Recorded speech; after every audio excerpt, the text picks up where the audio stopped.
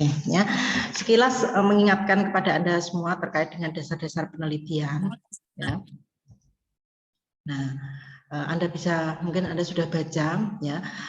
Pada saat Anda akan melakukan sebuah penelitian, dalam hal ini Anda membuat proposal penelitian skripsi yang akan menjadi tugas akhir Anda, maka Anda harus paham apa itu yang dimaksud dengan penelitian dan bagaimana, yang terpenting yang kedua ini, bagaimana sih mencari ide untuk suatu penelitian. Ya, nah kalau definisi mungkin sudah banyak Anda dapatkan. Jadi dalam bahasa Inggrisnya adalah research ya, adalah suatu upaya sistematis untuk mengembangkan ilmu pengetahuan berdasarkan tingkat pengetahuan yang sudah ada pada saat tertentu, ya, berdasarkan pedoman yang sudah diberikan. Kalau Anda untuk research atau penelitian tingkat S1 farmasi, ya, itu adalah pengertian dari penelitian. Nah, sekarang bagaimana cara Anda mendapatkan ide penelitian? Saya mau meneliti tentang apa? Paling tidak Anda kan memang sudah punya gambaran. Saya mau meneliti tentang apa. Nah, tetapi meneliti tentang apa itu kan jangan sampai meskipun Anda itu di tingkat S1 di mana memang penelitian itu masih belajar istilahnya ya, masih belajar, tetapi harapannya kan apa yang sudah penelitian yang Anda hasilkan nantinya tetap ada kontribusinya bagi ilmu pengetahuan di bidang kefarmasian. Nah, beberapa sumber ide yang bisa Anda dapatkan, pertama adalah telaah kepustakaan. Apa maksudnya telaah kepustakaan di sini? Jadi Anda harus mencari pustaka atau literatur terkait penelitian-penelitian mungkin yang sudah ada. Nah, dari situ mungkin bisa memberi inspirasi atau ide bagi Anda untuk mendapatkan penelitian. Ya, telaah kepustakaan bisa dalam bentuk Anda mungkin memang benar-benar datang ke perpustakaan melihat apa ini penelitian skripsi ya, penelitian strategi kakak tingkat yang sudah ada, mungkin Anda buka-buka terkait dengan hal tersebut. Tapi bisa juga telaah kepustakaan ini dilakukan secara digital ya. Anda buka internet, Anda sudah tahu kan apa ini literatur. Kalau tadi ke perpustakaan langsung membuka skripsi kakak tingkat itu adalah kan literatur tersier ya, literatur tersier. Nah, nanti ada buka secara digital di internet literatur yang sekunder ya. Sekunder itu jadi Anda bisa buka, misalnya kalau penelitian dalam negeri itu Anda buka Google Scholar atau Google Cendekia. Nah, di sana setelah Anda buka ini sebagai latar primer pengumpul dari jurnal-jurnal penelitian yang sudah ada di Indonesia. Nah, kalau dari luar mungkin Anda yang sudah sering buka adalah mungkin ada PubMed, kemudian ada Elsevier ya. Dari sana nanti Anda juga akan bisa membuka berbagai jurnal penelitian ya sebagai literatur primer ya, untuk mendapatkan tadi inspirasi atau ide berdasarkan penelitian yang sudah ada. Tentu bukan berarti kalau dengan telaah pustakaan melihat penelitian yang sudah ada terus kemudian membuat penelitian yang sama, cuma dibedakan tempatnya atau beda populasi sampelnya, tidak hanya seperti itu. Usahakan kalau Anda membuka ini tadi dari literatur baik itu adalah pustaka primer, sekunder atau tersier, Anda buka bagian akhir dari saran penelitian yang ada. Nah, dari saran penelitian itu mungkin Anda bisa lanjutkan ya, karena biasanya dalam penelitian disarankan untuk melakukan penelitian pada penelitian selanjutnya ini gitu ya. Jadi itu bisa melanjutkan penelitian yang Anda buka tadi seperti itu. Nah, kemudian yang kedua berdasarkan isu-isu sosial. Isu-isu sosial seperti apa? Tentu isu-isu sosial di sini adalah isu-isu sosial yang terkait dengan bidang kefarmasian ya. Tentu kalau tidak berhubungan dengan bidang farmasian tidak bisa Anda jadikan sebagai topik penelitian ya. Misalnya kalau sekarang isu sosial yang di masyarakat yang lagi viral istilahnya kalau bahasa Anda itu apa? Mungkin bisa memberi contoh Dek Rahmanur Anissa yang bisa jadi kemudian inspirasi atau ide untuk suatu penelitian atau yang lain, silakan. biar kita komunikasinya dua arah. Nanti kalau Bu Ilmi cuma menjelaskan aja, nanti cuma satu arah aja. Ya, silakan. Kira-kira isu-isu sosial apa yang sekarang ini lagi marak atau lagi viral sehingga bisa dijadikan inspirasi atau ide untuk penelitian? Loh, kok diem semua? Bu, Ya, misalnya Alfi. Silakan Alfi apa? kayak lagi pandemi COVID itu, Bu. Oke ya, sekarang lagi pandemi COVID-19, jadi ini menjadi usi sosial bersifat pandemi, artinya secara global di seluruh dunia. Jadi Anda bisa mencari ide tentang COVID-19. Tentu ini dihubungkan dengan bidang kefarmasian. Apa kira-kira? Dan ini untuk kakak tingkat Anda yang baru semester ini ada kalau salah tiga mahasiswa ya dari bimbingannya Bu Ilmi yang mengambil tema tentang COVID-19 ya. Ada yang melihat dari sisi dari sisi terapinya ya, jadi pola terapinya, kemudian kesesuaian dengan pedoman terapinya seperti apa, ada yang melihat dari sisi persepannya dan sebagainya. Ada tiga mahasiswa di bimbingan yang tentang COVID-19 itu sebagai salah satu contoh ya terkait dengan isu-isu sosial yang marak sekarang ini. Bahkan tidak hanya tentang COVID-19 saja, ada banyak-banyak isu-isu kesehatan lain yang mungkin bisa menjadikan ide penelitian Anda. Nah, kemudian yang ketiga berdasarkan pekerjaan sehari-hari. Tentu ini akan lebih sesuai untuk mahasiswa Proksus ya.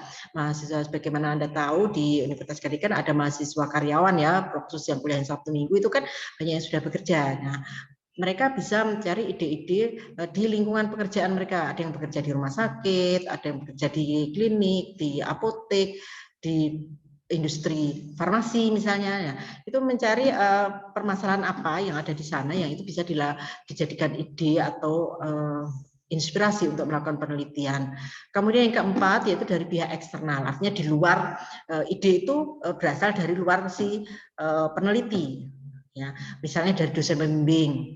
Ya, kalau Anda melakukan penelitian skripsi atau tesis itu bisa mendapat masukan, walaupun mungkin ide awalnya bisa dari mahasiswa, kemudian mendapatkan masukan atau saran seperti apa dari dosen atau dari institusi ya, mungkin institusi misalnya kalau di farmasi Universitas Gading ini kan pencirinya adalah tentang pelayanan kefarmasian, kemudian institusi istilahnya harus ada misalnya mahasiswa yang melakukan penelitian terkait dengan pelayanan kefarmasian karena ini menjadi penciri dari institusi prodi farmasi di Universitas Kadiri.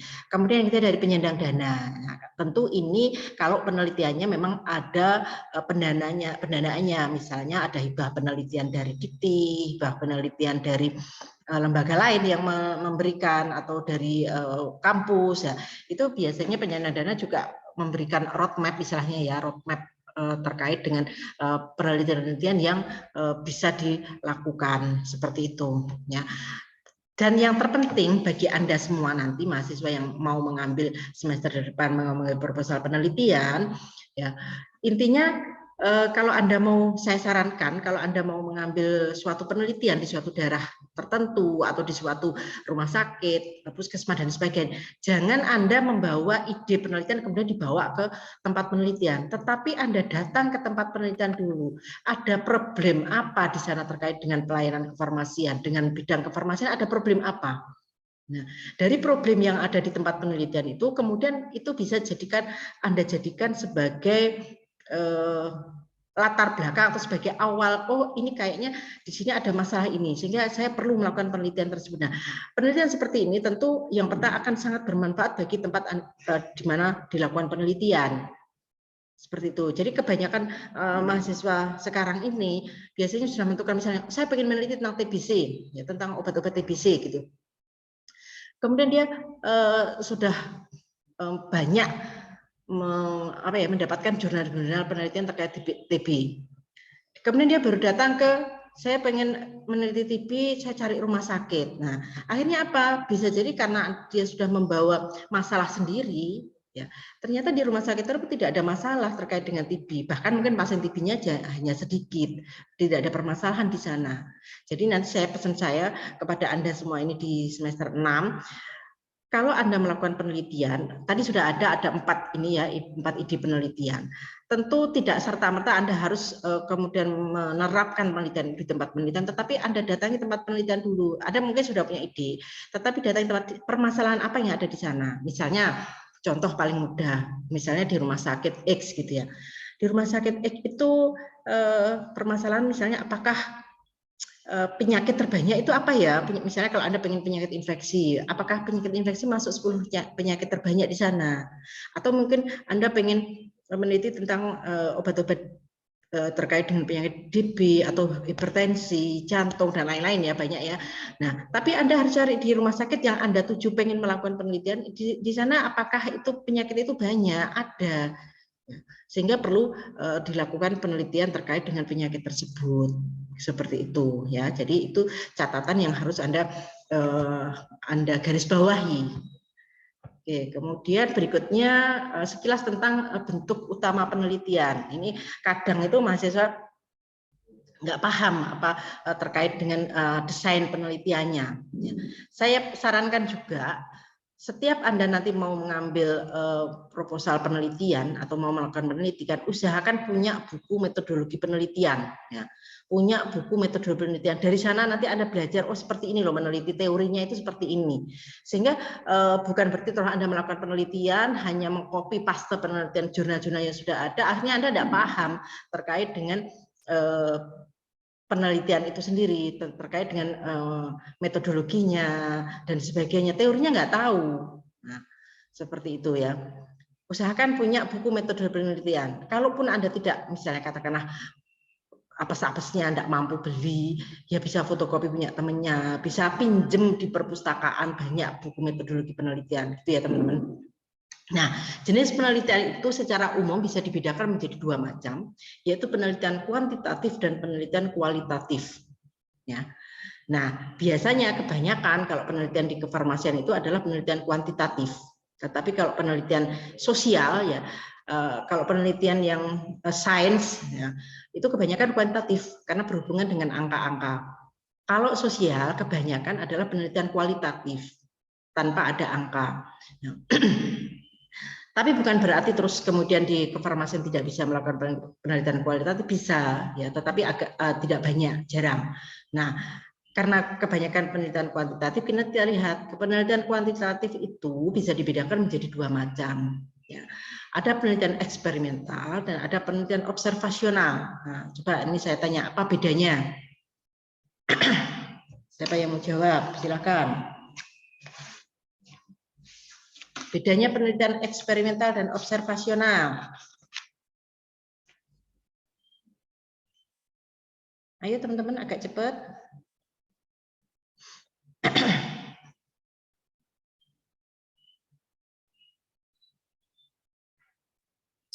Ini saya mencoba menjawab. Ya, siapa? Ma'ali Maulad. Ya, silakan. Kalau penelitian eksperimental itu penelitian mencari pengaruh variabel satu dengan variabel yang lain. Kalau penelitian observasional itu penelitian yang dilakukan dengan cara pengamatan. Apakah di eksperimental tidak ada pengamatan? Dan kalau tadi bilang eksperimental itu adalah penelitian apa tadi, Ali? Mencari pengaruh variabel satu dengan variabel lain. Bu. Kalau hanya ukurannya mencari pengaruh variabel satu dengan variabel itu namanya penelitian korelatif. Ya.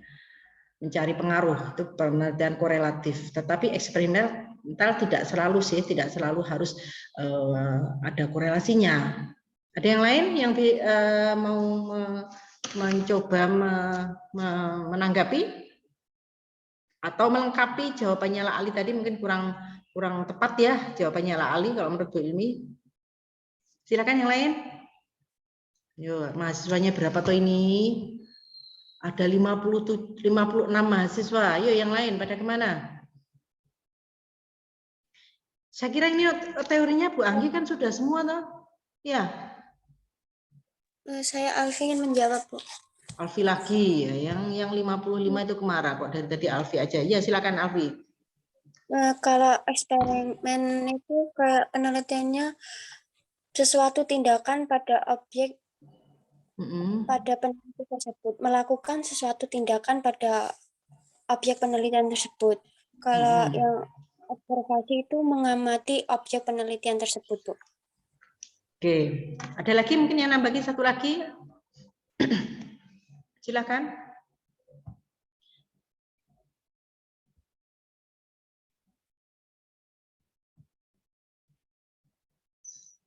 Ayo, Evi, Windy, Natasha, ada yang mau menanggapi atau menambahkan dan melengkapi?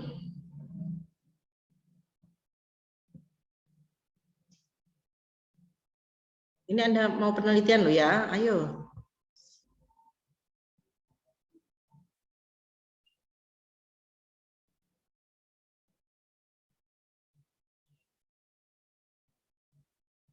Kori mungkin, saya lama sekali enggak pernah dengarnya suaranya Kori ya. Kori ada enggak? Halo? Ada, Bu. Nah, ya, silakan coba dijawab. Kalau penelitian observasional itu penelitian yang dilakukan dengan cara pengamatan dan mencatat ciri-ciri atau fenomena alam. Kalau eksperimen itu untuk mengungkapkan hubungan sebab akibat dua variabel atau lebih melalui percobaan. Tadi seperti jawabannya Pak Ali ya. Jadi nanti mungkin akan lebih jauh memang ada penelitian yang terkait dengan korelasi dan sebagainya. Tetapi mungkin jawabannya Alfi tadi yang lebih mendekati. Jadi penelitian eksperimental itu adalah penelitian di mana peneliti melakukan tindakan atau istilahnya apa ya, tindakan kepada objek yang diteliti, memberikan eksperimen atau tindakan. Nah, nanti dilihat dari hasil eksperimen itu seperti apa pengaruhnya dari tindakan itu. Ya, memberikan eksperimen atau memberikan tindakan atau melakukan treatment ya, nah, memberikan treatment tertentu pada objek penelitiannya, itu yang namanya penelitian eksperimental. Dan itu tidak selalu harus penelitian laboratorium. Kalau laboratorium pasti eksperimental kan secara umum. Nah, tetapi di penelitian klinis ataupun di penelitian komunitas juga ada penelitian eksperimental, walaupun mungkin juga tidak sebanyak di laboratorium. Sedangkan observasional tentu kebalikannya dari eksperimental. Tadi sudah dijawab bahwa penelitian observasional itu adalah di mana peneliti itu melakukan pengamatan ya pada objek penelitian tanpa melakukan treatment apapun kepada objeknya. Treatment bukan berarti terus tidak ada treatment sama sekali, bisa jadi ada treatment tapi bukan peneliti yang melakukan. Ya, misalnya mau meneliti tentang mengamati tentang pengaruh rokok terhadap kejadian penyakit jantung gitu ya. Pengaruh rokok terhadap kejadian jantung. Itu kan mencari pengaruh juga. Makanya tadi saya kurang sepakat kalau mengatakan eksperimen itu pasti mencari hubungan antara variabel dependen dengan variabel independen dengan dependen. Tidak selalu begitu, karena di observasional itu juga bisa. Misalnya tadi saya contohkan adalah misalnya melakukan penelitian atau pengamatan tentang pengaruh rokok terhadap kejadian misalnya stroke atau kejadian hipertensi atau kejadian penyakit jantung koroner.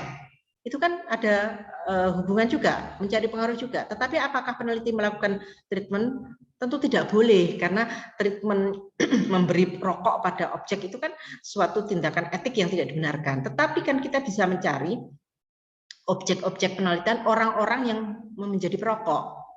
Jadi tidak melakukan tindakan, tapi di sana ada tindakan itu.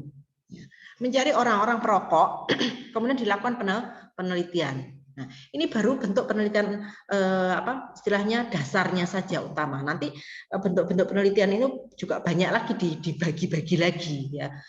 Seperti itu. Oke. Berikutnya, nah ini ada penelitian kuantitatif. Kita masih tadi berdiskusi terkait eksperimental dan observasional, tetapi ini juga ada perlu ketahui sekilas tentang penelitian kuantitatif ya. Tadi sudah sampaikan ada penelitian kuantitatif adalah penelitian yang menghasilkan data yang dapat dihitung dan dapat ditampilkan dalam bentuk angka. Ya. Bisa jadi mungkin bukan penelitian eksperimental yang langsung menghasilkan angka, tetapi bisa dikonversi menjadi sebuah angka. Misalnya contohnya penelitian yang menggunakan instrumen kuesioner, ya, banyak ya penelitian komunitas itu kan banyak menggunakan kuesioner sebagai instrumen penelitiannya. Nah, kuesioner kan tidak ada angkanya, tetapi nanti hasilnya itu bisa dikonversi, hasil jawaban dari objek penelitian atau responden itu bisa dikonversi ke dalam bentuk angka. Nah, seperti itu contohnya.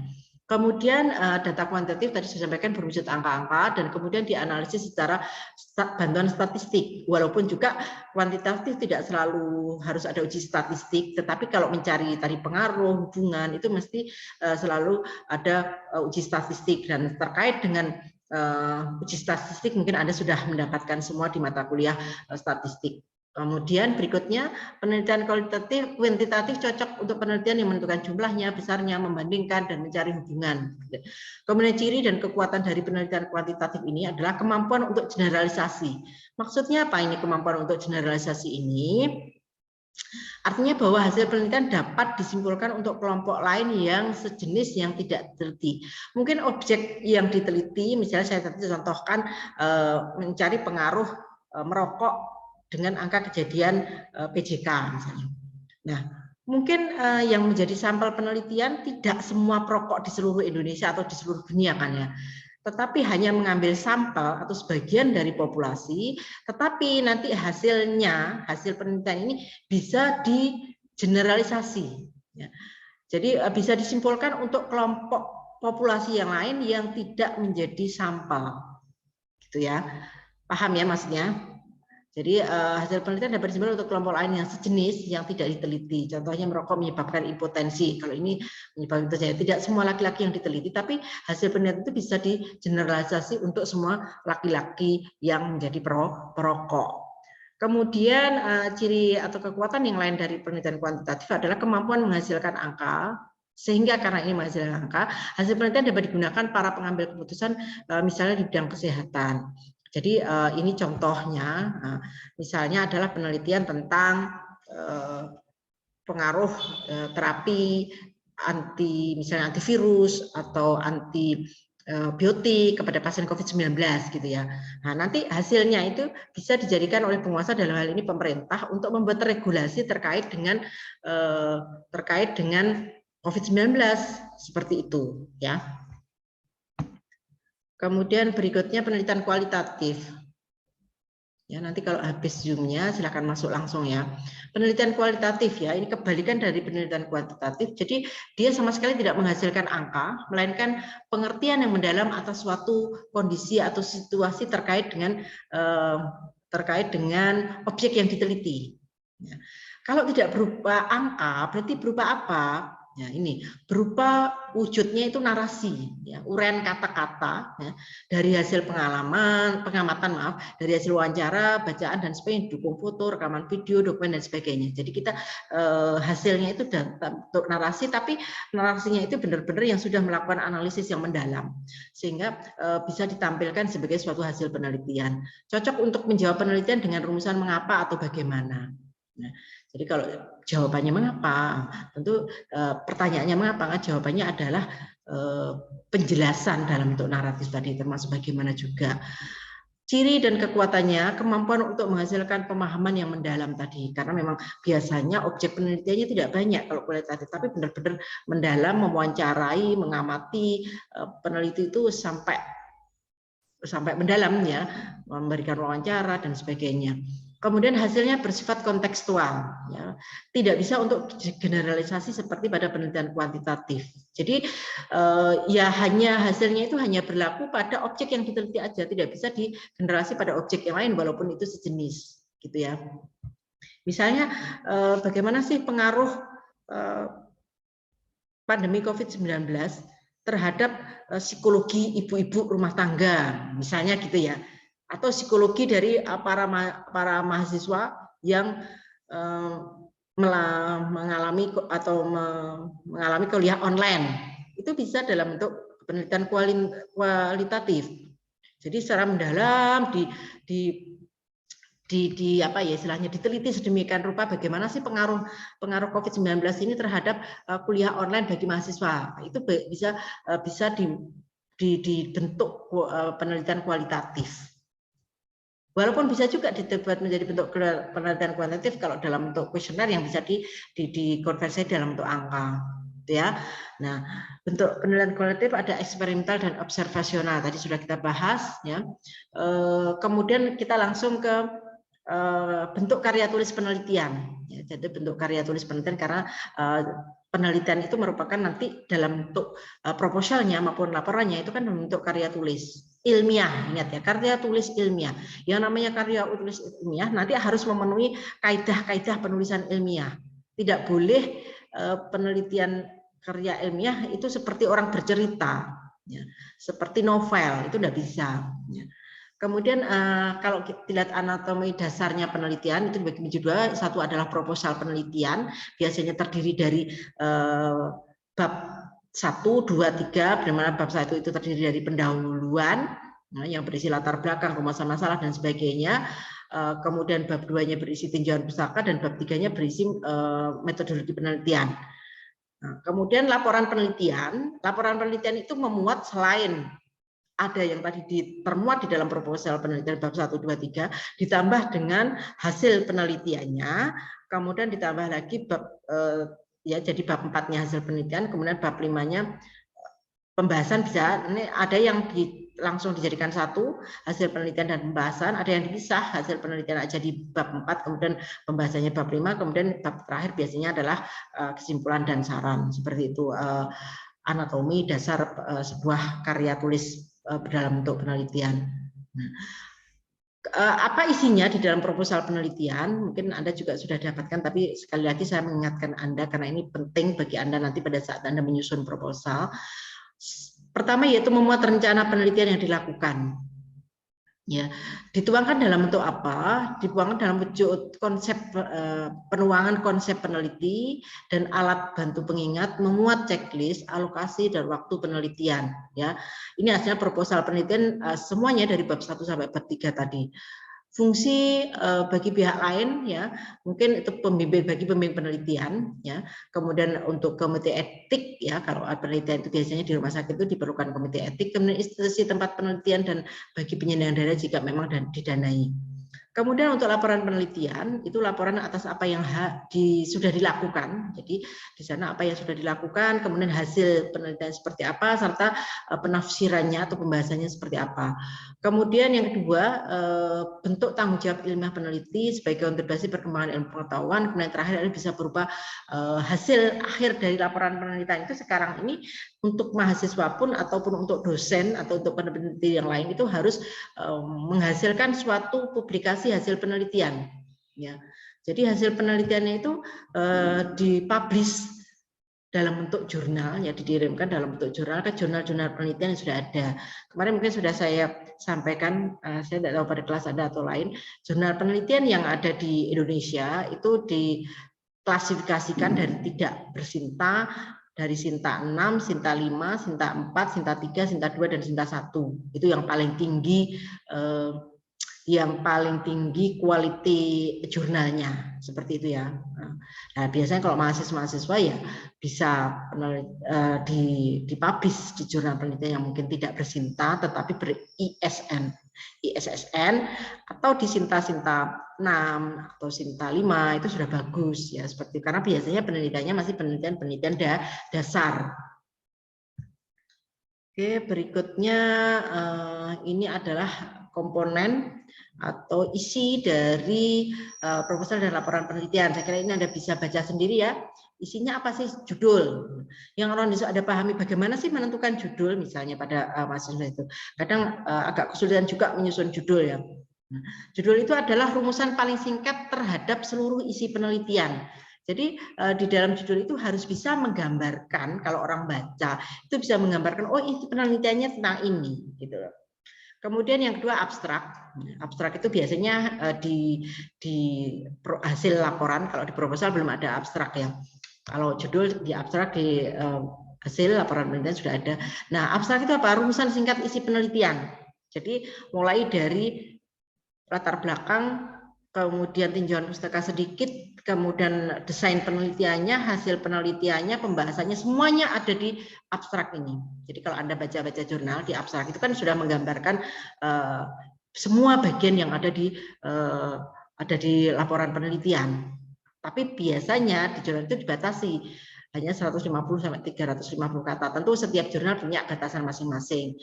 Kemudian dua, harus mencakup ada latar belakangnya, metodenya, hasilnya, dan simpulannya. Kemudian pendahuluan itu ada di proposal maupun di hasil laporan penelitian. Nah, kadang itu mahasiswa juga kesulitan membuat pendahuluan, terutama di bagian latar belakang. Latar belakang mengapa penelitian ini? Jadi latar belakang itu tidak harus panjang, tapi juga jangan terlalu singkat. Artinya kalau satu halaman aja terlalu singkat, tapi kalau berhalaman-halaman 5-6 itu juga terlalu panjang juga. Intinya apa yang disampaikan di pendahuluan itu adalah latar belakang mengapa sih penelitian itu perlu dilakukan dan apa manfaatnya. Jadi yang Anda uraikan sekilas terkait kenapa sih Anda melakukan penelitian ini, itu yang ditulis di latar belakang. Jadi sekilas-sekilas aja. Kemudian posisi penelitian tersebut dalam hubungan dengan penelitian sebelumnya, ya. Tadi ada latar belakang, ada rumusan masalah, ada tujuan penelitian, kemudian ada hipotesis juga kalau penelitian perlu hipotesis. Nah, kemudian yang terakhir itu adalah ini, ya. Jadi kalau ada penelitian sejenis perlu disampaikan di situ, penelitian sejenis yang memang sudah ada sebelumnya bisa disampaikan, tapi hanya hasilnya aja, hasil penelitian dari peneliti lain yang terkait. Kemudian tinjauan pustaka tentu ini ini juga dalam menuliskan tinjauan pustaka itu hanya Anda tuliskan uraian terkait variabel penelitian Anda. Ya. Nah, variabel penelitian itu apa? Anda sudah tahu kan ya? Jadi objek yang mau diteliti itu apa? Itu variabel penelitian. Prinsipnya seperti itu. Nah, nanti yang dilakukan perlu ditinjau dari sisi tinjauan pustaka ini adalah variabel penelitiannya. Ya. Nah, pembahasannya harus bersifat kritis atas literatur yang berkaitan dengan topik penelitian. Jadi tinjauan literaturnya secara kritis sebagai penjelasan lebih lanjut dari pendahuluan. Kalau pendahuluan tadi ada sekilas, hanya beberapa 1, 2, 3 halaman aja maksimal biasanya. Kemudian kalau tinjauan pustaka ini adalah merupakan penjelasan lebih lanjut dari pendahuluan yang lebih lengkap, lebih luas seperti itu. Kemudian masalah penelitian. Nah, ini juga sesuatu yang harus Anda tentukan. Ya. Bagaimana membuat rumusan masalah penelitian, ya. Kemudian mencerminkan arah penelitian dan hasil yang diharapkan dari suatu penelitian tersebut. Itu disampaikan di dalam rumusan masalah penelitian. Dapat juga disampaikan rumusan hipotesis tadi kalau memang diperlukan ada hipotesis, ya, ada H0, ada H1.